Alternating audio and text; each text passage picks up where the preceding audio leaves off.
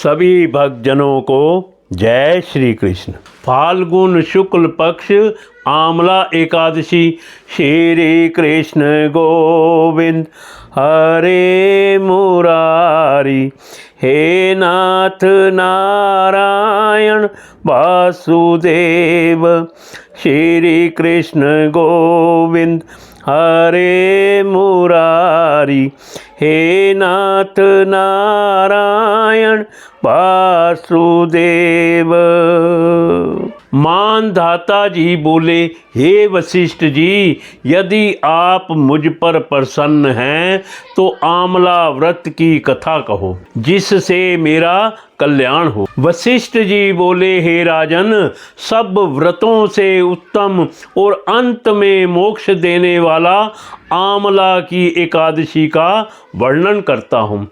यह फाल्गुन माह के शुक्ल पक्ष में होती है। इस व्रत का पुण्य 1000 गौ दान के फल के बराबर है। मैं आपसे एक पौराणिक कथा कहता हूँ। एक वैदिक नामक नगर में ब्राह्मण, वैश्य, क्षत्रिय, शूद्र चारों वर्ण आनंद पूर्वक रहते थे। उस नगर में चेत्ररथ नामक चंद्रवंशी राजा था। वह बहुत विद्वान तथा धार्मिक था।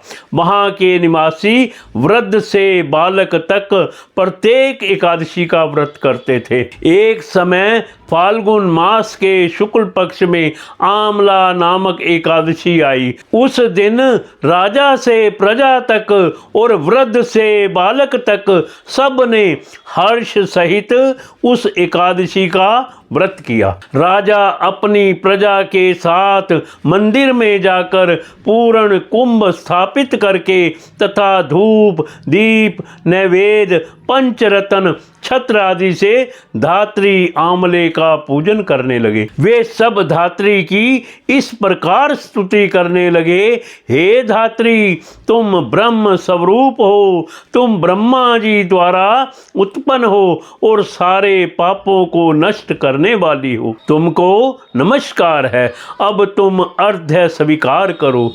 तुम श्री रामचंद्र जी द्वारा सम्मानित हो। मैं आपकी प्रार्थना करता हूँ, मेरे समस्त पापों को हरण करो। उस देवालय में रात्रि को सबने जागरण किया। रात्रि के समय उस जगह एक बहेलिया आया। वह महापापी तथा दुराचारी था। वह भूखा प्यासा था। वह उस जगह विष्णु भगवान की कथा एकादशी महात्म को सुनने लगा। बहेलिया ने उस रात्रि को अन्य लोगों के साथ जाकर व्यतीत की। प्रातः काल होते ही सभी लोग अपने अपने घर गए। कुछ समय बीतने के पश्चात उस बहेलिया की मृत्यु हो गई। उस आमला एकादशी के व्रत तथा जागरण के प्रभाव से उसने राजा विदुरथ के घर जन्म लिया। उसका नाम वसुरथ रखा गया। बड़े होने पर वह चतुरंगनी सेना के सहित तथा धन धान्य से युक्त होकर 10 सहस्त्र ग्रामों का पालन करने लगा। वह तेज में सूर्य के कांति में, चंद्रमा के वीरता में, विष्णु भगवान के और क्षमा में पृथ्वी के समान था। वह अत्यंत धार्मिक, सत्यवादी, कर्मवीर और विष्णु भक्त था। वह सदैव यज्ञ किया करता था। एक दिन वह राजा शिकार खेलने के लिए गया। देव योग से वह राजा रास्ता भूल गया। तब वह उसी वन में एक वृक्ष के नीचे सो गया। उसी समय पहाड़ी मलेच्छ वहां आए और राजा को अकेला देखकर उस पर मारो मारो का शब्द करके टूट पड़े। वे मलेच्छ कहने लगे कि इस दुष्ट राजा ने हमारे संबंधियों को मारा है तथा देश से निकाल दिया है, अतः इसे अब अवश्य मारना चाहिए। ऐसा कहकर वे मलेच्छ राजा पर अस्त्र शस्त्र का प्रहार करने लगे। उनके अस्त्र शस्त्र राजा के शरीर पर गिरते ही नष्ट हो जाते और उसको पुष्पों के समान प्रतीत होते। उन मलेच्छों के के अस्त्र शस्त्र उन पर उल्टा प्रहार करने लगे, जिससे वे मूर्छित हो गए।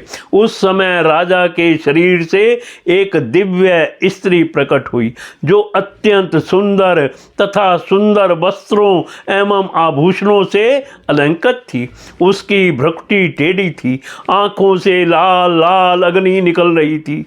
वह मलेच्छों को मारने दौड़ी और समस्त मलेच्छों को काल के गाल में पहुंचा दिया। अब राजा जब जगा तब इन मलेच्छों को मरा हुआ देखकर सोचने लगा कि इन शत्रुओं को किसने मारा है। जब राजा ऐसा विचार कर रहा था तब ही आकाशवाणी हुई और कहने लगी, हे राजन, इस संसार में तुम्हारी विष्णु भगवान के अतिरिक्त कौन रक्षा कर सकता है। इस आकाशवाणी को सुनकर राजा अपने नगर को वापस आ गया और सुखपूर्वक राज करने लगा। महर्षि वशिष्ठ जी बोले, हे राजन, यह सब आमल की एकादशी के व्रत का प्रभाव था। जो मनुष्य इस आमला की एकादशी का व्रत करते हैं वे सब प्रत्येक कार्य में सफल होते हैं और अंत में विष्णु लोक में जाते हैं। कथासार, भगवान विष्णु की शक्ति हमारे सभी संकटों को काटती है।